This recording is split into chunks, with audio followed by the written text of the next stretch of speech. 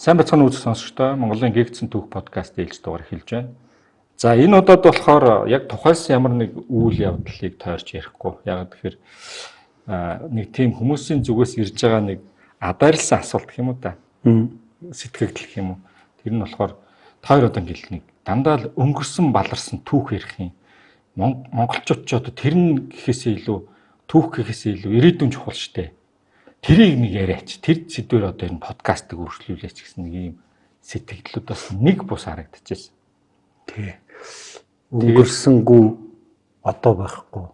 Одоогүй ирээдүй байхгүй шүү дээ. Тэгэхээр зэрэг түүх ярьж байгаа маань бас тэгэл юу гэдгийг чивтээр нэг түүхийн мэдлэгтэйг хүмүүст гайхуулах гэдэг байгаа даа биш.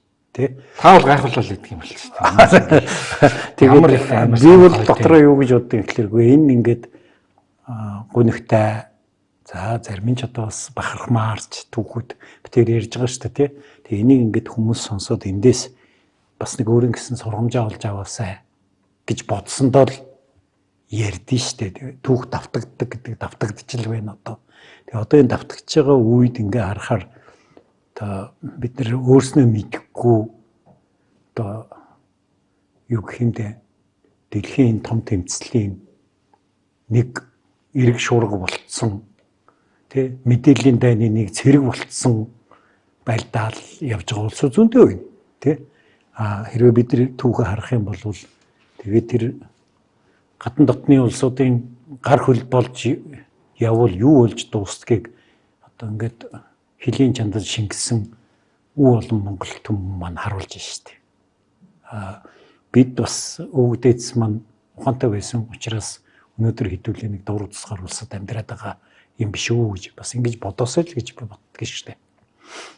Түрүүний таны хэлсэн түүх давтагдана гэдэг нь одоо ер нь философи утгаараа боломжгүй байна. Зүгээр давтагдана гэдэг нь тодорхой хэмжээгээр энэ үйл явц дахин ямар нэг байдлаар давтагдах шин чанар хэлж байгаа. Ер нь ямар утгаар хэлж байгаа. Гэхдээ ер нь тэгээд тэрнтэй холбоотой монголчуудын үед ямар давталтай өгсөн явагдаад байгаа.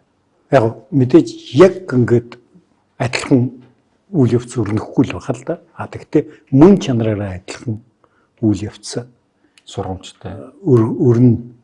Одоо жишээлбэл ингээд ярьчил да. Одоо айгүй олон улсууд бол дэлхийн түүх одоо яг 100 жилийн өмнөх түүхээ давтж байна гэж ярьж байгаа байхгүй. Тэгээд 100 жилийн өмнө юу болж исэн? За 1924 он байна тий.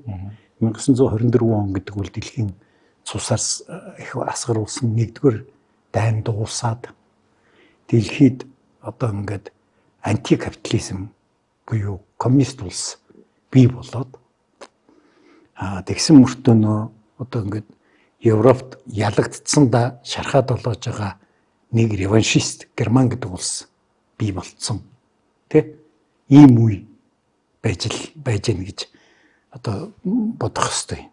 Одоо улс төрийн нөхцөл байдлаар авч үзэх юм бол тэгээд нөгөө талаас ингээ харах юм бол эн чинь дэлхийн 1 2 дугаар дайныг бол ерөнхий утгаар нь авч үзэх юм бол эн чинь нэг дайны 2 үзэгдэл байхгүй. Ер нь бол яг тэгвэл дэлхийн 1 дугаар дайн эхлэхийн өмнө дэлхийд юу болж ирсэн? Дэлхийн ер нь үндсэндээ Англи, Францын колони эзэнт гүрэнд хуваагдсан. Хамгийн хүчрхэг 2 гүрний 2. За тэгээд цаана нэг хаант Орос гэдэг нэг улс. За тэгээд нэг Америк тий. За тэр Латин Америкийн улсууд нь болохоор зэрэг нэг Америкийн хараат маягийн. Америкчууд бол 1863 оноос эхлээд Монрогийн доктрин гэж тэр дэлхийн бөмбөрцгийн зүүн хагас болол одоо бид нар тийж орохгүй. Энэ баруун хагас бол бидний одоо эзэмшил нутаг шүү дээ гэдэг ийм онолтой тий. Тэгээд хүчрхэг болоод гараад ирсэн. Тэгээ ингэж итл Герман гэдэг нь улс хүчрхэгчээд гараад ирсэн.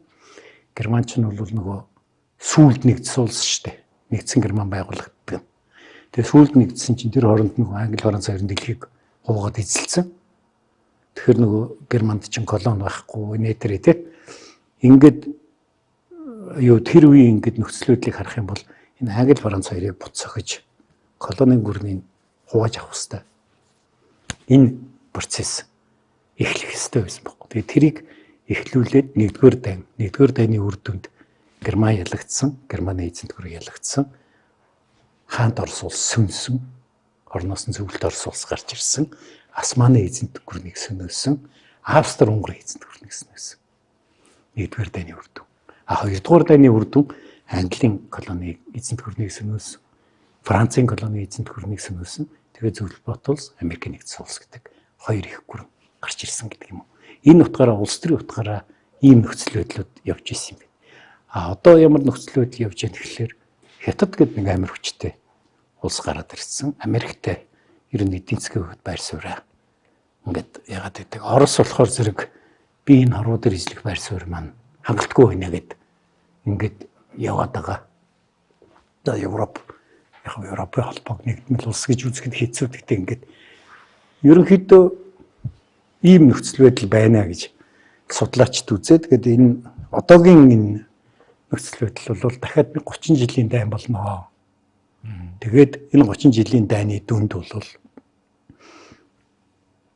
Хятад Америк хоёрын хэн дэлхийд ноёрох вэ гэдэг асуудал шийдэгдэнэ. Яг мэдээж нөгөө 1-р дайны 1-2 дайны үед Германыг урдаа цогцлтын хүч болгоод ашиглажлаа шүү дээ. Тэ? Тэрэн шиг одоо бүүмэд цогцлтын хүч нэм байх юм байгаа. Орос үйж магадгүй. Тэ? Гэхдээ ингээд энэ хоёрын том дан энэ үе шийдэгдэх юм а гэсэн ийм эрен үе явж байна гэд улс төрийн хувьд татагдж байна гэж ярьж байгаа байхгүй. Нөгөө талаас ингээ харах юм бол яг 100 жилийн өмнө чинь технологи амар том хувьсгал явсан баг. Одоо хоёлаа тэр үеийн дэлхийн газрын зургийг харъя л да тий. Ер нь харах юм бол бас их сонин газрын зураг харагдана. Одоо тэр үеийн дэлхийн газрын зураг. Одоо 100 жилийн өмнө. Цэнхэр нь Англи, ягаан нь Франц. Тэ? Борн Османы эзэнт гүрэн, Орос. За Манжиг одоо эзэнт гүрэн гэдээ тооцоход хэцүү л дээ. Энэ үеийн Манжиг гэдэг бол бас энэ хэдтэй дарлуулчихсан нэг юм. Тэгээ дэлхий бол ер нь цэнхэр ягаан хоёр хуугаад авцсан. Ийм нөхцөл байдалтай байж байгаа юм шүү дээ, тий? За энэ ингээд 1900 оны байдлаар юм байжээ. Тэгтэл дэлхийн 1-р дайн явж дуусаад 1-р дайны дараа дэлхий ямар болсон гэдэг. Ингээ харах юм бол энэ 1920 оны байдлаар дэлхий юм байна гэж байсан юм а гэж харуулж байгаа. Одоо энэ ягаан нөгөө Англич. Тэр цэнхэр чинь Франц. Тэгээ зөвлөлт улс гэдэг нэг асар том булан юм үүсчихсэн. Хэрвээ энэ газрын зураг дээр нарийн харах юм бол Монгол бол одоо Хятадын бүрэлдэхүүн зурцсан байгаа үз. 1920 онд бол манайхаа чинь бүлээн зөвшөөрсөн улс байхгүй байлаа шүү дээ. Зөвлөлт Орос улс бүлээн зөвшөөрөөгүй. Тэгсэн мөртөө энэ Японы эзэнт гүрний хараа Солонгосыг эзлээд Оросын алс орныг эзлээ. Тэгээд энэ нөгөө Дорд Банжуурын төмөр замаар ингэж явсараад тэр хаавсан бүрээд рүү цөмрөөд орцсон байгаа үстэй. Тэгээд 400 дугаар дээр Симоновын тухай ярьсан шүү дээ. Тэр Симоновын гар хөлчин тэгж явж байна гэдэг ч юм. Ингээд хорвоо ийм болцсон нөгөө гол асуудал шийдэгдээгүй гоо. Энэ нөгөө хоёрыг задлана гэсэн шүү дээ. Шийдэгдээгүй байсан. Ийм болцсон байна. Тэгээд дараа нь хэрвээ юун дээр очиод харах юм бол 2-р дайны дараа. Тэгээ ингээ харахаар зэрэг одоо нөгөө Англи, Франц, эзэнт гүрэн хаач байхгүй гоо үстэй. Мэдээж Орос хуучин гэвэрээ, Америк хуучин гэвэрээ ингээ ядад ингэж гарч ирж байгаа. Ийм дүр зураг харагдаж байгаа. Энэ улс төрийн хувьд ингэж байгаа. Техник технологийн хувьд бол 100 жилийн өмнө яг 20-р зууны хувьд яг шийдсэн гол одоо технологийн шинжилгүүд хийгдсэн байна.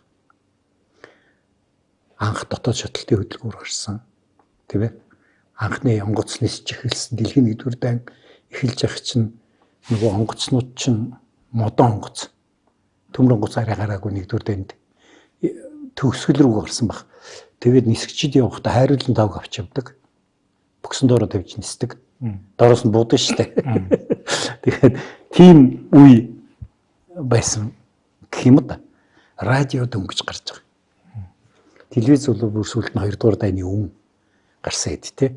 Радио бол дөнгөж гарч байгаа. Радио гарч ирж байна гэдэг чинь юу гэж байна гэхээр хүмүүсийн одоо ухамсарыг маасаар нугаах бололцоо гарч эхэлж байгаа байхгүй. Чи мэдээ сонсомоор байгаа шүү дээ. Тэ? Тэгээд радио аваад сонсоод тэр радиогоор чинь чамд ухуулгач нь явна шүү дээ. Ингээд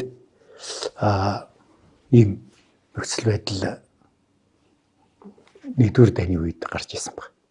Тэгээд энэ том технологийн дэвшил рүү бүсрээд орцснууд нь хожиж гинэ гэдэг нь харагдаад байгаа юм. Хэрвээ одоо 1800 за 1700-аад оноор ярив бүр тийм 1700-аад оноор ярих юм бол манж гэдэг чинь өстой жинхэнэ хүчрхэг улс шүү дээ тийм хятадын эзэлсэн Монголыг иргэшээдсэн айгүй хүчрхэг улс энтхэг тийм энтхэг шиг баян улс байхгүйсэн. Тэрний хажууд англи юу юм? Юу ч шүү дээ. Тэгтээ технологитой. Усан онгоцтой. Их буутай.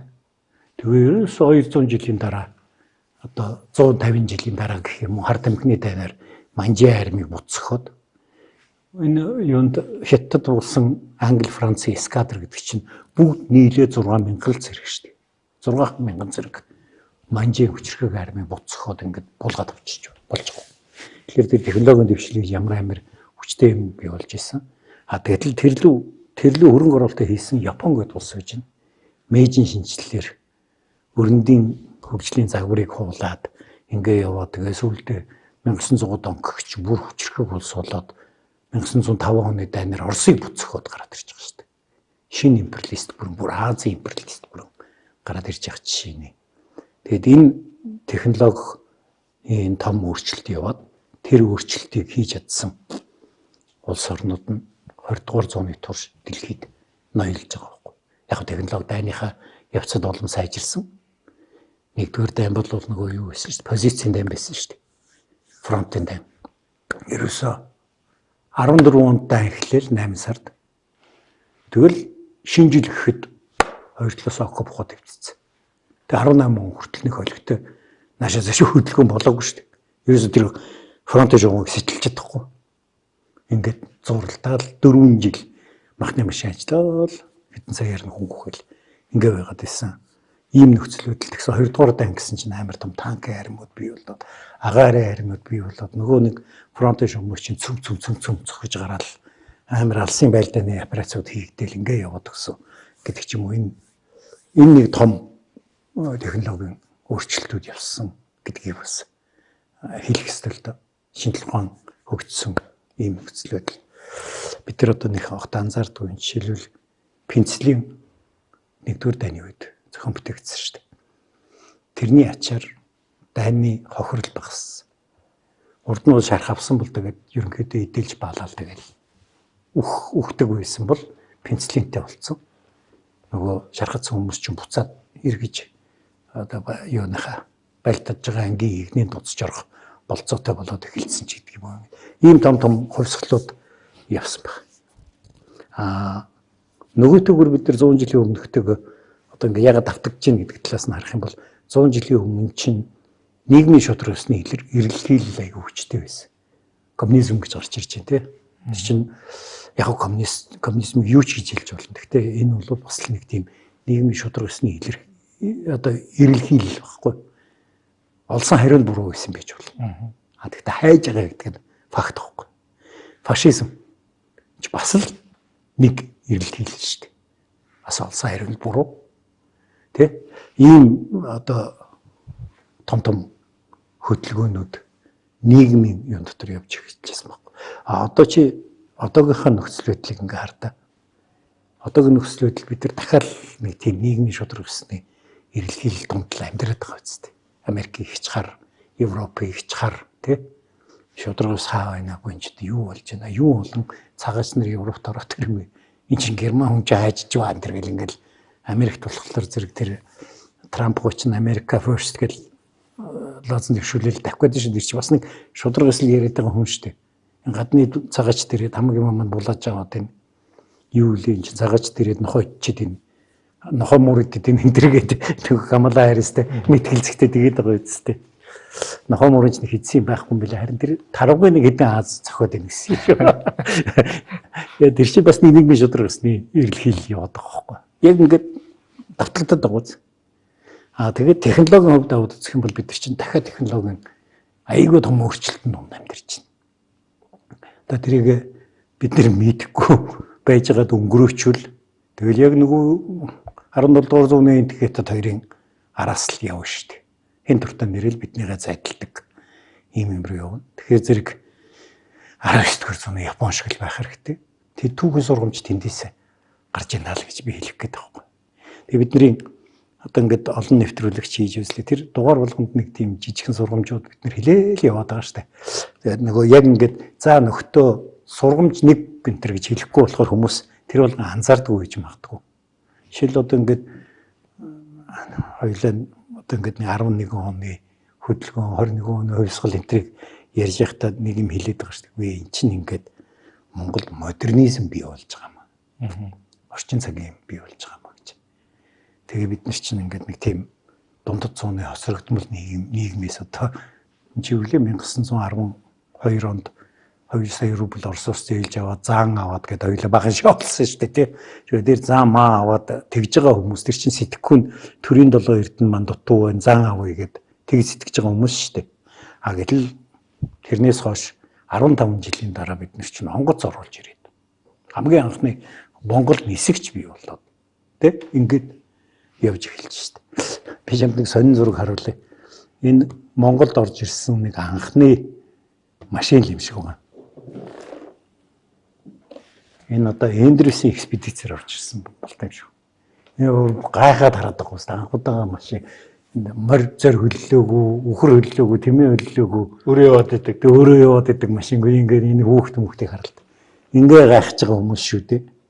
Ийм хүмүүстэй нийгэм энэ одоо юу вэ? Энэ богдхонд бэлгэлсэн анхны чичан гэж бадам гэж нэг бүрээд жолооч байсан байл. Хамгийн анхны Монголын авто замын аварыг бид нэр хийсэн шүү дээ. Энд чинь улаан гэлэн билүү нэг баян нөхөр байж байгаа ламал байсан юм шиг байна. Тэгээ тэр нөхөр чинь өөрөө бас машин оруулж ирээд. Тэгээ тэр машина цэцэг шагдар гэж нөхөр зарсан баг. Тэр нардын намтай их орхон нөхөр байсан цэцэг шагдар гэж одоо хувьсгалчдын дуртгалд их байдаг. Тэгээд тэр цэцэг шагдар нь энэ машиныг эзэмшиж явах үед богдын машиныг өсч мөргөөд тэгээ Монгол улс 2 машинтай байж байгаа нэг өдөр 0 машинтай улаа хийсэн. Тэгээд тэр шагдрын дараа нь судар хүчгийн хүрээлэн байгуулагдахад тэр нөгөө мөргөлдсөн машинаа бэлгэлсэн юм билээ судар хүчгийн хүрээлэн гэргэлээ гэж. Ийм байсан улсууд тэгсэн чинь бид нэр одоо яг хоёлаа тэр нэг юуна цагааны дагаж намирал улааны дагаж намирал гэл улс төр талаас нь яриад байгаа болохоос ш нөгөө талаас бид нар чинь модернизмыг бид нар оруулж ирж байгаа байхгүй.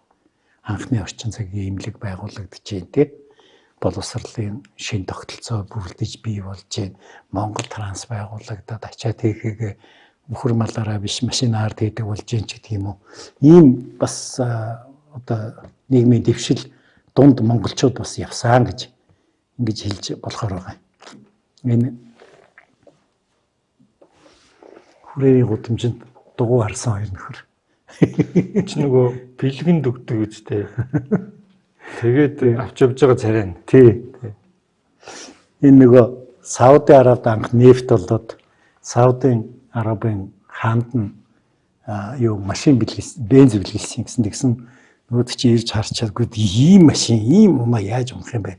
Наадхыг алтаар жимгэлгээд тэгсэн нөгөө бензины мотор нь дийлхээ уйлаад тэгэнгүүт нь тэмээ уйлаад явсан гэдэг шиг юм болж байгаа байхгүй.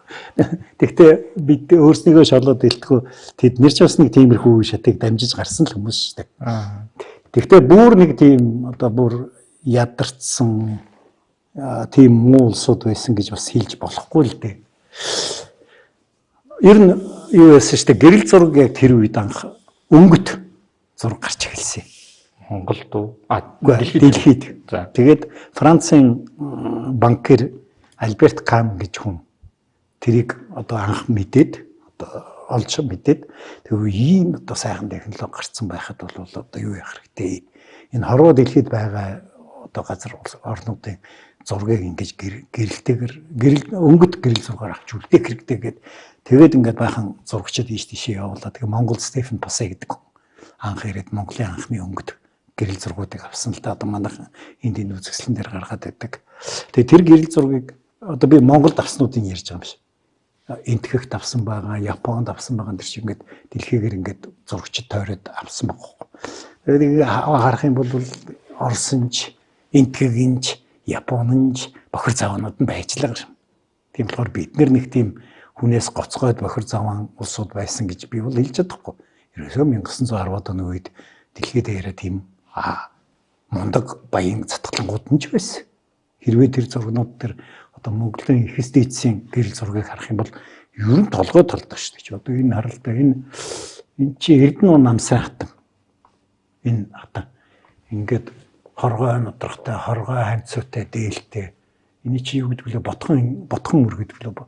Тэгээд тэр үс гизгэндээ ийм 3 одоо мөнгөн чимэгтэй энэ үзүүрт нь энэ үс гизгийг чи шахаж оруулдаг чи юу гэдэг вэ? Бүх өвч гэдэг юу гэдэг вэ?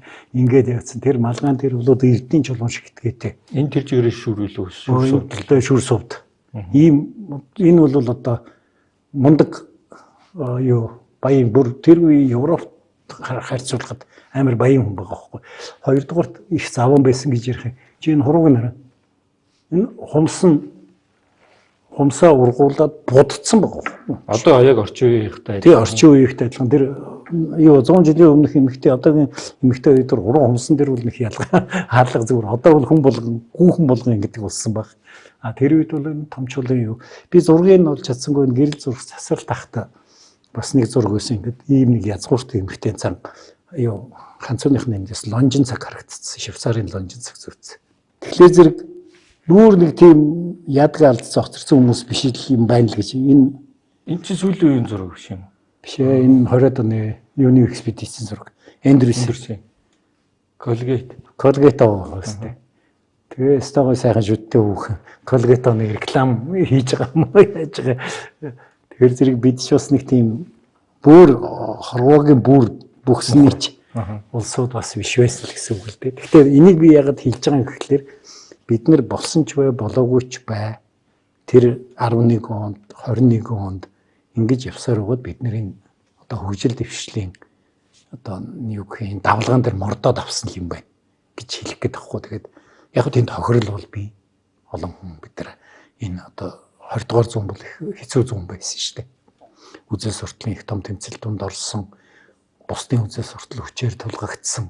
Тэ энэ тэргээ тэгээд тэнд олон сайхан аавын хөвгд амнасаа алдсан гэд ингээ ярил хохирол тал бол би зүгээр ерөнхий дүнгээр нь аваад үзэх юм бол бид нар ерөн тэгээд 45 он гэх чинь хойд хятадыг чөлөөлөд явж байгаа айрамтай улс шүү дээ. Танктай, орчин үеийн технологитой. Орчин үеийн технологитой тэр үед чинь хятад бол хэцүү штэй хөрхий. Энэ юу хятадын ардын чөлөөлөх армийн зэвсгийг чинь бол Японоос урсан зэвсэг одоо ингэж өгч байлдуулж ирсэн шүү дээ. Хэрвээ иргэний тайныг ярих юм бол тэг чин манайх ч бас нэг өөр ингэсэн зэрэгтэй, танктай, онгоцтой юу чөлөөлөх танд оролцоо хийж байгаа байхгүй. Энэ 20 жилийн өмнөх Монгол улстайгаа харьцуулах юм бол тэнгэр газар шиг юм болж байгаа шүү дээ. Тэр монголуудаар гардаг тэр зэрэг зэвсгийн техник чинь баг бодиттой хан тий. Зүгээр нэг үйл суртлын зорилгоор харуулсан танк ч юм уу хоёртууд биш байх. Биш. Яг тэр нь цөөхөн л да хөрхий бидний хувьд бол. Тэгээ улсынх нь өөрийнх нь эдийн засгийн чадлын ч гэсэн их биш шүү дээ. Тэр юу тэгж их олон зэвсэг техник худалдаж аваад байх чадал муутай улс шүү дээ. Тэгтэл ямар ч байсан гэсэн тэр үедээ л өөр ингэсэн зэвсэгтэй болцсон. Жишээ Японууд буцгаа яваад шүү дээ. Яг зөвлөлтийн улаан армийн бөөрөнд явж байгаа л да. Тэр бол үнэ. Тэгэхдээ бид нар чи яваал шүү дээ. Чөлөөлөлт нь оролцоод газар нутаг хятадын газар нутгийг чөлөөлөд өвөр Монголыг чөлөөлөд яваад шүү дээ. Тэгэхээр зэрэг энэ ч бас нэг юу яваад байгаа байхгүй. Тэгэхээр энэ юг харуулж байгаа гэхэлэр бид нар технологийн дэвшлиг хүлээж авч байсан үедээ манддаг чадахгүй байгаа үед унж байгаа байхгүй. Одоо технологийн дэвшил гэдээ ярих юм бол бид нэг амар хол юм яриад явах л дээ. Дөрөв анх их талд Монголын их талд бүтээсэн. За Монголын юм уу, Казахын юм уу би дэрийг мэдэхгүй. Яг хаана хамгийн анхны дөрөвдөх гэдэг. За нүүдэлчдийг их талын нүүдэлчд анх дөрөв гэдэг юмыг зохион бүтээсэн тийм. Энийг бид бүр хувьсгал гэж хэлж болж байгаа байхгүй. Яг гэвэл чи дөрөвтэй болчихлоо мориочи дөрөөрөө жолоодж болно шүү. Хөлөөрөө жолоодж болно. Хоёр гар чинь сул болно. Тэгэхээр чи байлдах боломжтой болж байгаа. Нумсумаа харах боломжтой. Цэргийн хүч чинь шууд панк гэж өсөж штэ. Тэ? Тэгээд дараа нь 13 дугаар зуунд руу яваад ирэх юм бол Монгол морин цэрэг одоо хоёулаа тэр тухайд амар олон дугаар хийсэндээ дөрвөнч дугаар хийчихв. Тэгээд тэр бол тухайн үеийн технологийн хамгийн одоо дэвшилтэд зэр зэвсгийг эзэмшиж байгаа хүмүүс яваад штэ. Алсын байлдаан гэдэг. Дайсан чамд хүрч чадахгүй. Чиний ном дайсны нумаас илүү хол харавдаг. Тэгээд дээрэс нь чи тэр нумаа хямдхан хийж чаддаг, хүн болгон хийж чаддаг. Одоо ядаж хийж чаддаг дархан гэлбэгтэй. Тэгэхээр хүн болгон нумтай. Тэгээд чи тэр үед одоо ингээд ном сэлэм жадтай нөхдүүдийн дунд акабу үүрцсэн бүтэн айрам ороод ирвэл алан үсттэй тий. Яг тэр шиг юм болоод өнгөрж ийсэн. Тэгээ ингэж сүрхий явж хаад бид нар унчих ба гэхлээр зэрэг эдийн засгийн хувьд торгоны зам байхгүй болоод далайн тээвэр бий болонгууд торгоны зам чи бүр ач холбогдолгүй болоод мөнгөгүй болж байгаа. Хоёрдугаар бид нар галц хэсэг гэдэг юмыг одоо өөрөмшүүлж чадаагүй. Тийм учраас Европын армууд чинь галц хэсгийг өөр юм болгож авсан учраас морин цэргийн хүч чадал ач холбогдол чинь буураад тэгээд энэ том талын эзэнт гүрэн өөрөө устж алах болж байгаа. Энэ юу харуулж бид нар дахиад тэр технологийн дэвшлиг өөртөө шингээж авч чадах үйл харуулж байгаа. 100 гаруй жилийн өмнөх төвд Монголын нөхцөл байдал тун адилхан байсан. Тэгээ зарим судлаачдын зүгээр монголчууд газар зүйн цэвэр геополитикийн шалтгаанаар газар зүйн байршлалын давуу талаараа л тусгаар тогтносон гэж үздэг тийм байр суурь байна. Бас яг таны хэлээд байгаа нөгөө технологийн давууд бол модернизац энэ дараагийн гол хүчин зүйл ерөөсөө биш.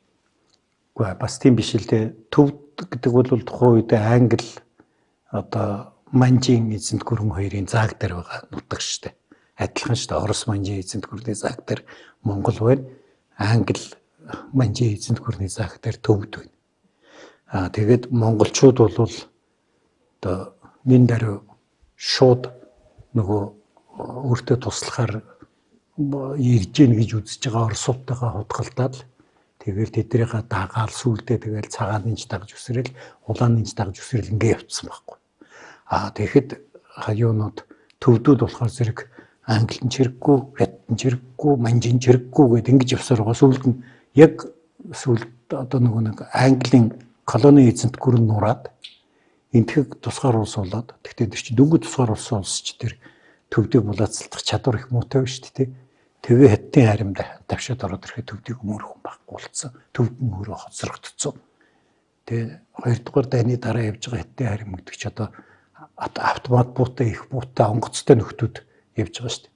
Өөдөөс нь захир бутаагаар яваад нэмэргүй үсттэй тий. Яг тэрэн шиг юм болж байгаа. Тэгэхээр зэрэг энэ дээр бол би зүгээр ямар ялгаа хардаг вэ гэхээр монголчууд бол дандаа үеийн үед холбогч үндэстэн байсан байхгүй. Манай нутгаар торгоны зам чинь явдаг. Бид нар энэ хятадын том соёл иргэн шиг тэнд үйлдвэрлэж байгаа бүтээгдэхүүнийг Дундад Аз, Европ одоо Арабын ертөнцтэй холбодог зам дээр суудаг хүмүүс байна шүү дээ. Тийм учраас бид нар чинь шин сэргийг юмыг айгүй хүлээж авч чаддаг ийм үндэстэн. Төвдөөч уулын орой дээр одоо юу медитац хийгээл бясалгаа суугаад байгаа хүмүүс шүү дээ.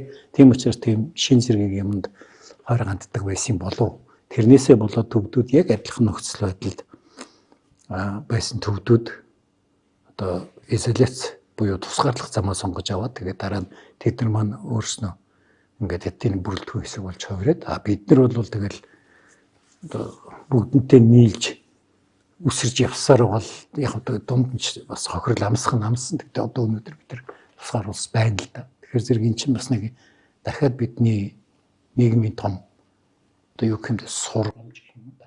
Тийм харагдаад байна.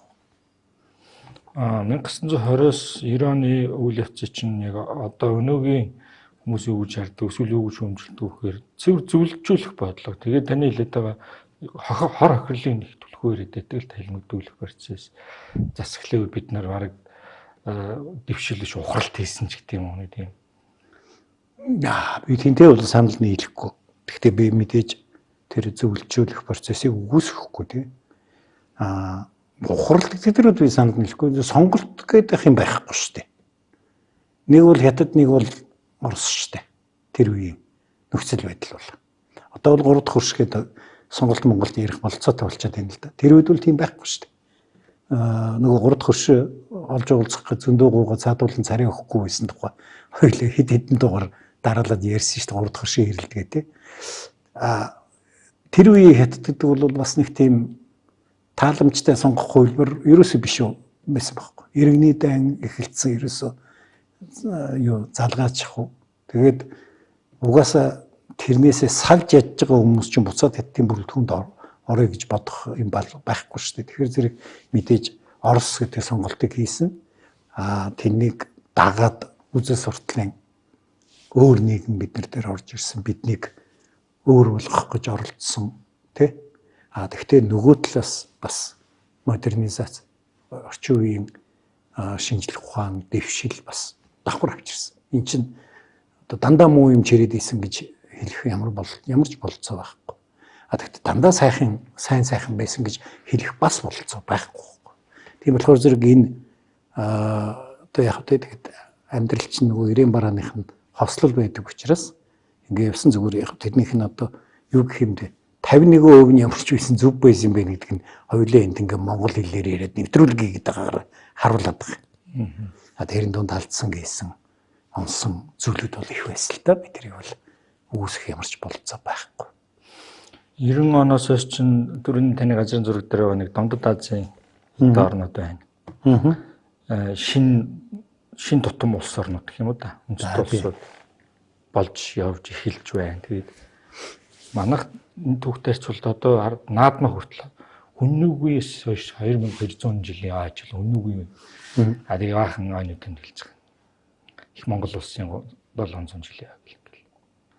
Энтэй холбоотой бид нарт тэр 2000 жилийн оршин тогтносон хугацаатай холбоотой биднэрт ямар нэг туршлага, сургамж, ой санамж энэ үйлч юм байгаа юм. Дундад Азийн орнууд чинь одоо үндэсний бүтээгдэхүүн орлогоор энэ дайлтын бидрээсээ даваа явуулчихлаа шүү.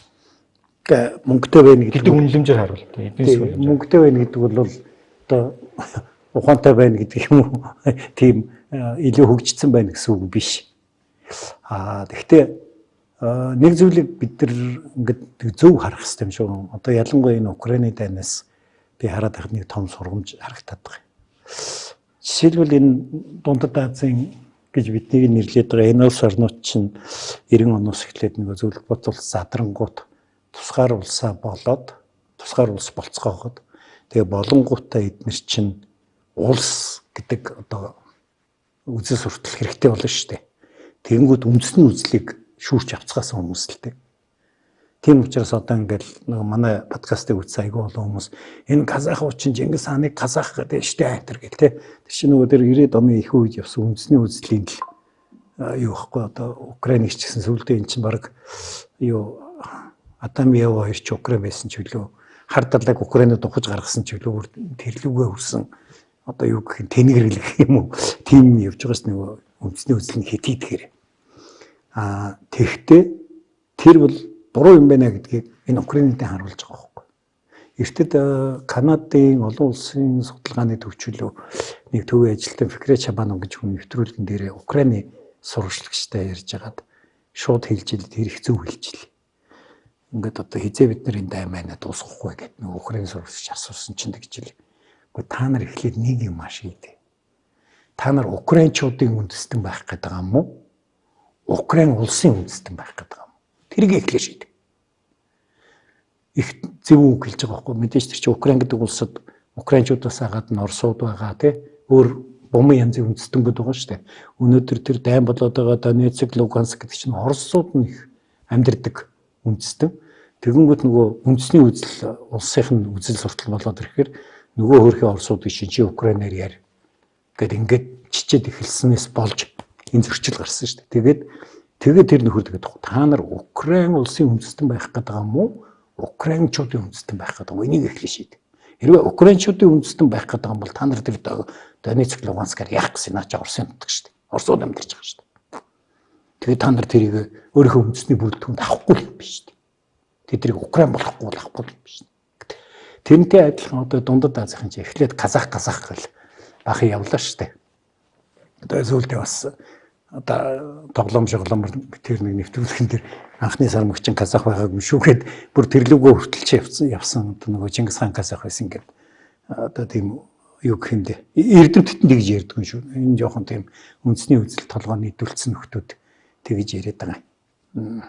Одоо бүүмэд хоёлаа Английн хаан Арслан зүрт Ричард Иерусалимыг эзлэхэд австралчууд, америкчууд хоёр гол хүч нь байсан юм а гэж ярьж байгаатай л адилхан байхгүй. Нөгөө хоёр нь үүсгээс 500-600 жилийн өмнө баг америкчууд юу болсон гэх юм баг 800 жилийн өмнө юмыг л ярьж штэ адилхан штэ. Одоо тэгээд Чингис хаан казах байсан гэдэг 800 жилийн дараа нэг нүгэр суучаад яриад байгаатай адилхан. Тэгэхдээ эн чинь яаж байгаа юм гэхээр дахиад Казахстан гэдэг чинь хүн амын 60% нь казахууд штэ. Тэ? Цаатлынх нь 40% орсууд байна, украинууд байна, еврейнэр байна, нэмцүүд байна гэл ингээд. Тэгэхээр чи Казахстаны үндэстэн байх ёстой юу? Казах үндэстэн байх ёстой гэдэг асуудал. Эн чинь дахиад энэ гэтэл бид нар монголчууд бол энэ дээр бол түүхээ бид нар аваад үзэх юм бол чи тэр нөгөө Монголын төрийг хэн барьж исэн бэ гэх нэг дугаар хийсэн штэ. Тэр ерөөсөө яасан үндэс мөнцээр нь ялгарлдаггүй байсан, зөвхөн чадвараар нь авдаг байсан гэж тий. Тэгээ эн чинь яаж юм гэхэлэр бид нар мерит зарчмаараа ингээд тэр Дундад Азийн Махмуд Ялвачийг хятны илүү чуцааг тий ингээд бүр улсын ерөнхий сайд хүртэл дэвшүүлээд ингээ аваа явуудаг байхгүй. Тэгжээс тэр улс хүчрэхээгүй шүү дээ. Их Монгол өрн чинь тэгжээж хүчрэхээгүй байхгүй. Хэрвээ чи тэр хүмүүсийг хасчих та манай Монголын түүхнээс нэг аахан сэлэн барьсан цэргүүд л болно шүү дээ. Зэвс үгээдээ Монголаа нэтэрээ дандаа л цэргүүд байгаа шүү дээ.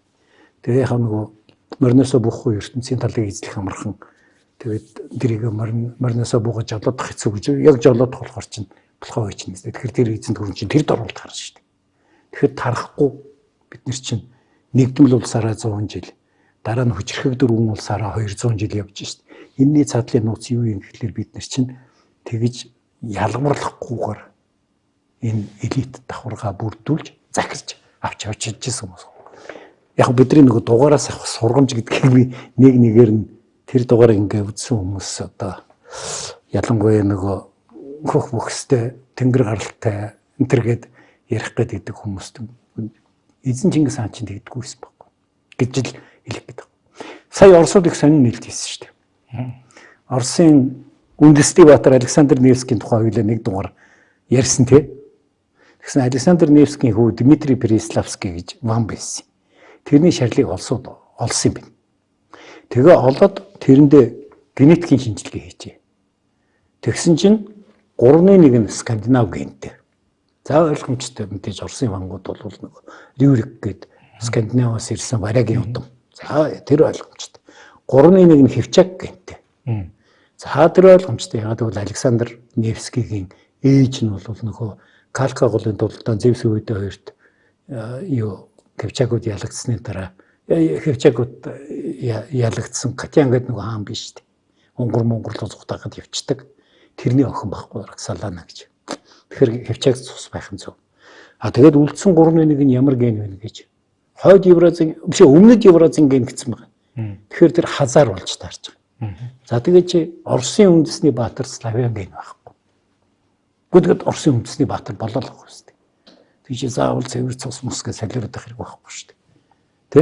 Монголыг авч явж исэн тэр том ноёд жанжин баатрууд донд чинь жалайрууд байна, кеданууд байна, хятадууд байна.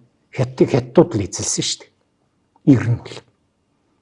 Тийм болохоор зэрэг тэр одоо Ванчи, Шитэнцэ, Шитэнни гэдэг энэ том жанжингууд байна. Тэ? Ингэж тэр хүчрхэг эзэнт гүрэн болж чадсан байхгүй. Одоо та нар эзэнт гүрэн болъё гэж байгаа юм бол одоо битгий нэгийг хасах гэж яддаг. Тэр бол Монгол үндэсний хэсэг. Монгол үндэснийг хасах ёстой.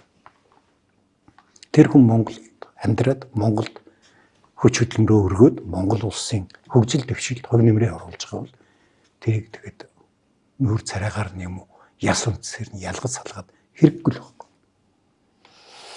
Та өөрөө бас нөгөө ус төр дэсэг сонгуул гэдгээр хийх тийм үү эсвэл манайхны онцлог юм нэг бахан хятад ирлээ, зорсон ирлээ гэдэг нэг бахан асуудлууд явдаг. Тэр юу Чингис хаанаас үлдсэн юм алга шүү дээ. Бүгд харин ч бүр хүнцрэг, бүр Казах, Киргиз, Тажикууд бол илүү хүнцрэг болчиход байгаа юм шүү. Хэрвээ одоо тэгээ цэвэр Монгол цус яриад одоо ингээ үнсэрхэг үзлийг чинь дэвргээд эхэлж байгаа бол энэ үндэсний устгах бодлого явж байна л гэсэн үг. Энэ үндэстэн хөгжих ёстой бол энэ үндэстэн дотор бүрдсэн хүмүүс л явах ёстой. Тэгээ одоо Америкууд тэгээ яатсан. Америк дотор ер нь тэгээд бүгдээ бид Америк хүн л гэж бахархаад байгаа юм шүү дээ. Газрын цагаачч штэ. Хэрвээ тэгж ярил. Нөгөө нэг ойлгийн асуулт 2000 жилийн өмнөх түүхээс үлдсэн юм алга ба шүү дээ тэгээд гэж асуугаад. Тэрийг харин бид нар санах ёстой, судлах ёстой байхгүй. Бид нар тэрийг чинь мартуулсан байна. Тэ гадаад улс орны нөлөө орсон байна. Бидний энэ түүхийг за тэр хойтлынхын нэрэд тийм байхгүй шүүгээд та нар одоо зөвхөн бүгд найрамдах Монголд улсын хэлээр түүхээ мэджээ. Чингис гэдэг бол ёстой жингэн харгас хүн олон хүн алсан ийм хүн гэдэг ингээд сургаа явцсан байна. Урталт нь болохоор зэрэг тэр Момо гэж хаан байгаагүй шүү дээ. Тэр чинь одоо ингээд Тобогийн улсын Тобогүй гэдэг хаан байхгүй юу? Гэт ингээд хятад хүн болгоо явуулсан байна. Эсвэл дэ Муланч нэт болж байгаа юм тийм. Тэгээд тийм нөхцөл дунд байгаа учраас бид нар энэ гээгцэн түүх гэдэг юм чинь л яриад байгаа шүү дээ. Энийг мартцсан байна.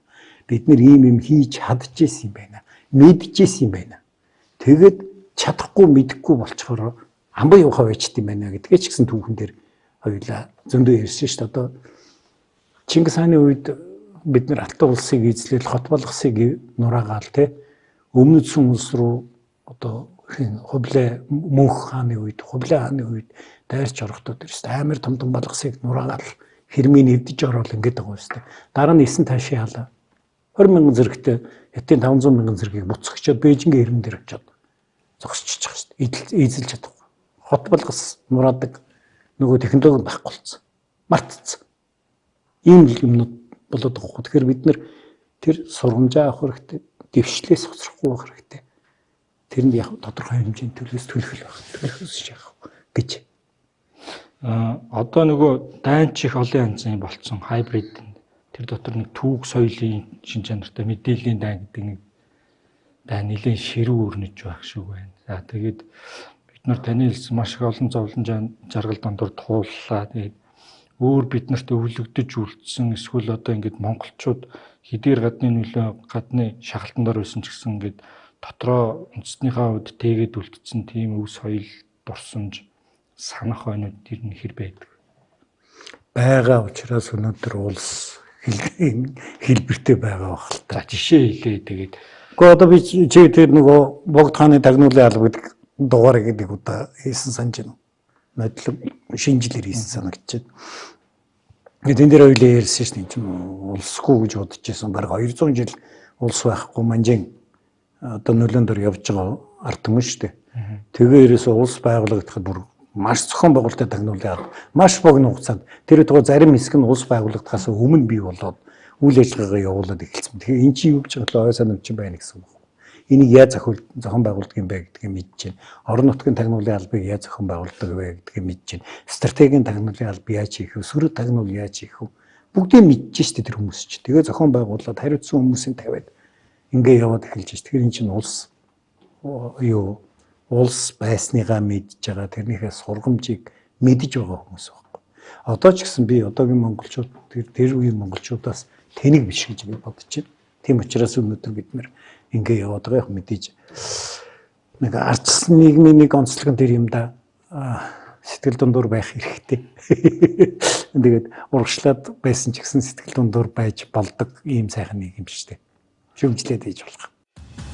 Түүхч Мэргэн сайд Агдам буугийн амар сангийн тэр гүн түүхийн ухааны доктор Отгон Баярын Монголын гээгцэн түүх цовруулын шин дэвтэр болох Монголын гээгцэн түүх 3 ном хэвлэгдэн гарч уншигч таны гар дээр хүрч байна. Их түүхээ судалж эрдэм мэдлэгээ зузаалцгаая. Тэгээд бид нар чинь энэ олон зуун жил дамжаад бас нэг мэдлэгээ тэгээд яваад шүү дээ. Одоо ингээд лам нарыг өчнөө 30-40 оны үед ад үзэл тэгэл нөгөө шашны чинь хаагаал ингэсэн мөртөнөө бид уламжил тангаах хүн аваад үлдсэн л байгаа үстэй. Энэ тухай хоёлаа нөгөө 10 киног ярьж яхад ярьсан шүү дээ, тий. Тэгээ бүр гадны ангаах ухааны давуу талын өөртний шингээгээд ингээд Монгол ангаах ухаан гэдэг маань ингээд явц юмаа гэж мэддэг чинь лам нар отож маран бүдэг адилхан л устгах гэсэн. Тэгтээ тэр амиг бид нар аваад үлдээд өнөөдөр бид нэр тэрийг хөгжүүлээд их мундаг явж нэг том жишээ энэ ард түмний ой санамж бүрэн устдаггүй. Тэгээд одоо тэр бидний тэр коммунист гэж нэрлэгдэж ирсэн удирдагч нар чинь бас тархиныхаа мухард үндэсний үзэлтэй байсан биш үү гэж бодоход төрөдөг нэг жишээ бол одоо энэ бурхан багшийн шүдгээд Богдааны музей дугааныг олдоор байна. Ринсрэлгээтэй. Ринсрэлтэй яг бид тэр нэг одоогийнхын хүмүүс ойлгомжтой байх үүднээс шүдгээд нэрлэлчээд байгаа. Энэ 1936 онд Эрдэнэзууд гиндэн ерөнхий сайд очоод тэгээд Эрдэнэзууг нураах нь тодорхой болсон учраас эндээс одоо ариун найнтын шүтээний намнаа гэдэг. За гиндэн одоо шүтлэгтэй хоцрогцсон итгэхэд байсан гэж хэлж болох юм тий. Тэгээд тэрийг нь авчираад Богдын музейд авчиад адууны шүтлэгт нэрээр данслаад хадгалчихж байгаа юм. Тэгээд дараа нь тэр нь одоо ингээд намайг сайд байх үед гаргаж ирсэн л дээ.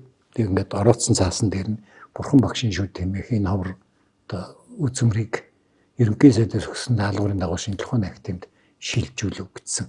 Үлзий хот төлөвийн гар хэсэгтээ 1936 онд бичсэн. Тэгээд тэрийг ингээд түүхч очиргоо надаа тэр үед бид нар ч бас энэ түүхчтэй болсон дөө ярина шүү дээ. Энийг одоо юу гэж яах вэ гэд. Тэгэхэд очиргоо энийг чинь зэдмэл дараа мэддэг байсан бах уу гэд. Яагаад та тэгж бодож байгаа гэсэн чинь ширэн дугуй их мэддэг байсан юм аа. 90 онд дөнгөж ингээд юм өөрчлөгдөж эхлэхэд ширэн дугуйтай маань уулзаад энэ Богдын музейд нэг тийм байдаг гинэ. Тэрийг одоо ер нь ил гаргуул яад юм бэ гэсэн чинь ширэн дугуй их цочиж хараад чи аанаас мэдтiin гэд. Тэгсэнгүй надаа өдөөгийн бэрлэгийн гоо хэлсэн юм аа гэж очиргоо хэлсэн гэд.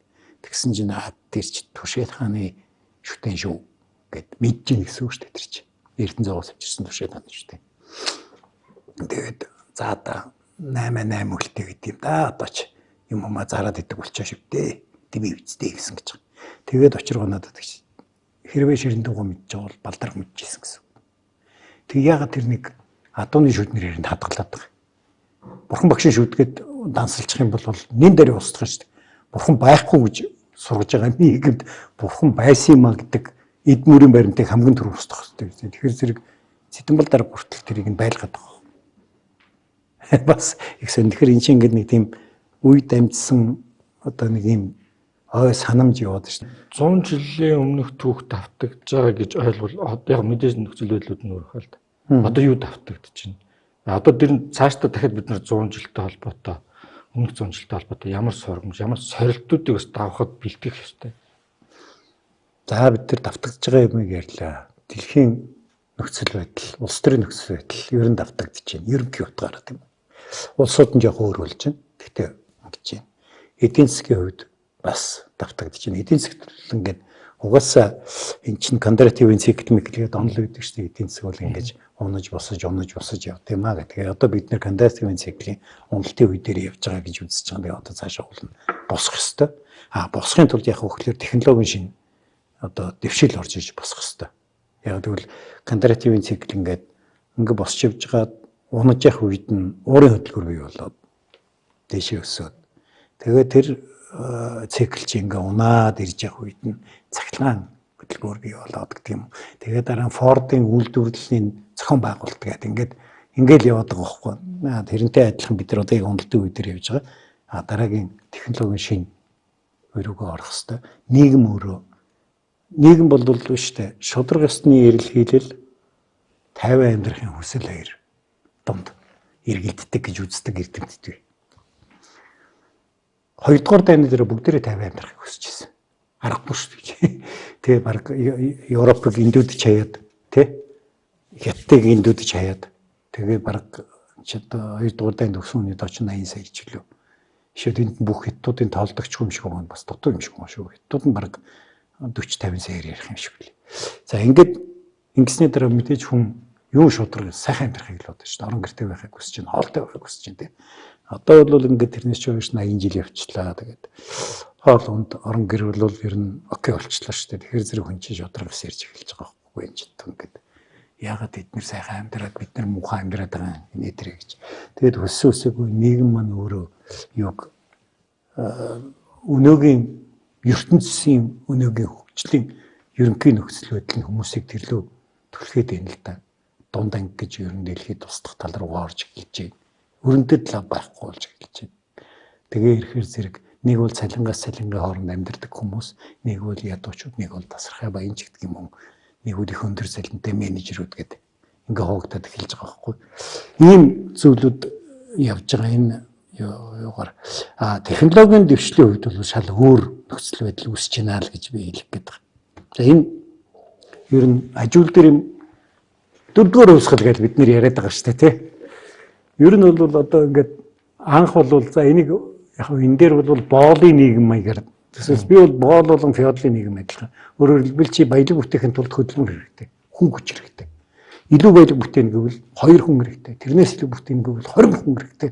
Тийм болохоор чи ингээд барьж яваад боол хийгээд байх юм уу? Эсвэл одоо нөгөөдхөө аваа газар дээр нь хадаад тариачин болгоод ингээд яв. Тэрнээс биш өөр тийм баялагыг бүтээх өөр одоо арга зам байхгүй гэж үзэж байгаа.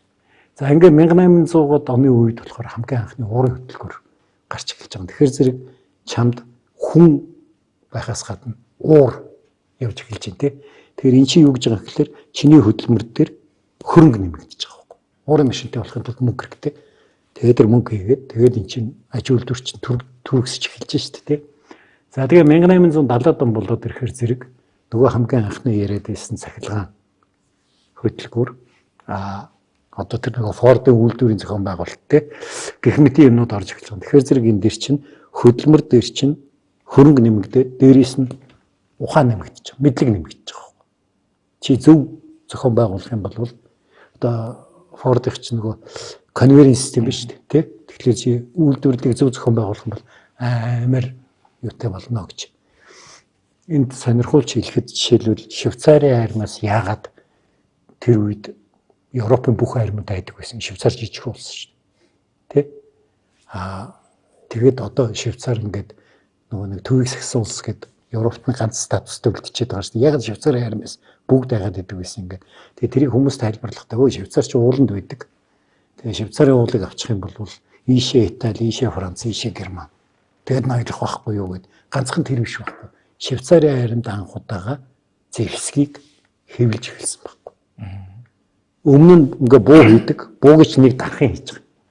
Тэгээд тэр буу өвдөрчүүлж замгийг аваад дараагийн буундаа хийж болохгүй байхгүй. Яг гэвэл энийг нотхон баяр хийсэн тэрийг мягмар сүр хийсэн байхгүй. Швейцарын армид чангуудаа одоо яг тэр стандартыг хийж эхэлсэн байхгүй. Тэгээ буучийн өвдрүүл хажуугийн нөхрийн бууны замгийг аваад хийгээ байлдаж болдог. Эн чинь тэр үедээ бол технологийн хувьсгал явчихж шít. Ингээ Швейцарын армиас бүгд айдаг нь тийм учиртай. Энэ одоо энэ масс продакшн нийт үе олноор үйлдвэрлэх гэдэг. Энэ одоо аж үйлдвэрийн 3 дугаар хувьсгал гэж. 2 дугаар хувьсгал гэдэг нь яриад байгаа нь. За аж үйлдвэрийн 3 дугаар хувьсгал гэдэг нь одоо энэ 60-70-аад он болж байгаа үйл явдал. Энэ дээр ч нөгөө компьютер орж ирж байна, электроник бий болж байна тий. За тэгээд интернет анх зохион бүтээгдсэн анхны автомат аж үйлдвэрүүд, роботууд анхны гарч ирээд ингээд ирэхээр зэрэг чиний яг нөгөө компонентууд нь бол хэвээр бүрдгүй хэсгүүч. Тэгэхдээ эхлээд мэдлэг номер 1-т ороод тэрний ард талаас нь хөрөнгө ороод тэгжээж хөдөлмөр болж байгаа. Өөрөөр хэлбэл чи биеийн хүчээр зүтгэх хөдөлмөр чинь оролцоо нь багасчихж байгаа. Одоо бидний яриад байгаа аж үйлдвэрийн 4-р хувьсгал гэж яриад байна шүү дээ. Энэ болохоор зэрэг нөгөө хөдөлмөр чинь баг эндээсээ гараад алгуулчихж байгаа. Энэ Нагоми гэдэг ресторанд нэг робот яваад хоол зөөгд байгаа. Одоо тэгэл тэр чинь байхгүй. Тэ? Тэр робот чинь нэгдүгürt зөөгчийн ажлыг орлож байна. Тэ? Хоёрдугаар цэнэглэл ах юм бол тэр робот чинь өдрийн цай уухгүй, ажил таслахгүй, оройтохгүй, урдаар шоогчаад биеийг муудахгүй, мөнгөний чинь хулгайлахгүй, хоолны чинь орцноос хумслахгүй. Ингээд нийлбэр дүнгээр авах юм бол баг хүнээс илүү хэмнэлттэй ажлын хүч бий болох гэдэг шүү дээ. Тэгээ энэ том хувьсгал одоо явж байна гэж хэлэх гээд байна. Манай нийгмийн зөрчил юун дээр болоод байна гэхэлэр бид одоо ингээд яг ясам дээр хөдөө орон нутг руугаа очивол бид нэр ер нь за энэ шатн дээр байж иж магадгүй. Арай гайгүй нутна. За зүгээр нөхөр бол энэ шатн дээр байгаа шүү дээ. Сайхан маллал явж байгаа шүү дээ тий. Одоо ирэх биш нэг машин зшинтэй болоод нэг үе бодвол хөдөөнийхэн маань цахилгаантай болоод энэ одоо 2 дугаар шат дээр гарч иж байгаа. Гэтэл хүмүүсийн тарихын 4 дээр магадгүй 5 руугаа өсрөх гээд хиймэл оюун ухааны хувьсгал руу орох гэж зогсоод байгаа байхгүй. Тэгэхээр зэрэг чиний толгой 5 дээр очичоод өнөөдрийн бодит амьдрал чинь 2 дээр байгаад байгаа. Учраас л энэ зөрчилж үүсэж байна. Тэгэхээр энийг яаж бид нэр түүхийн сургамж гэвэл бид нар чинь нөгөө капитализмыг алгасч гэдэг шиг алгасаа сурцгаалдаг юм шүү дээ. Шууд шорткат гэж явцдаг. Одоо Чингис хаан бол тэгэл шорткат хийсэн хүмүүстэй хятад эзлэнгүүт хөө энэ ч ёстой хэрэм өвдөг амар том зэвсгнүүд байна. Али дарь байна ингээд бүгдийг аваад ингээд шорткат хийгээ явцсан байхгүй тэрийг мань хүн зохион бүтээгээгүй. Тэ? Шорткат гэдэг нь монголоор хэлээ чинь монгол үзэгт маань ойлгохгүй. Үсрэлт гэх юм уу, алгасалт гэх юм уу. Тэгэд мань хүн чинь ингээ хийгээ явцсан байна. Дараа нь бид нар чинь 11 21 оны хувьсгалын үр дүнд бас ингээд үсрээд тэ. Нөгөө зам маань бодож исэн ард түмэн чинь машин зшин унаад монгоцоор нисч мсээд ингээ явчих штеп. Тэгэхээр зэрэг одоо энийг бид нар яаж хийх ёстой юм бэ гэдгээл бодох ёстой л гэсэн үг байхгүй. Түүхч Мэргэн сайд Агдам буугийн амар сангийн тэргүүн түүхийн ухааны доктор Отгон Баярын Монголын гээгцэн түүх цовруулын шин дэвтэр болох Монголын гээгцэн түүх 3 ном хэвлэгдэн гарч уншигч таны гар дээр хүрч байна. Их түүхээ судалж эрдэм мэдлэгээ зузаалцгаая.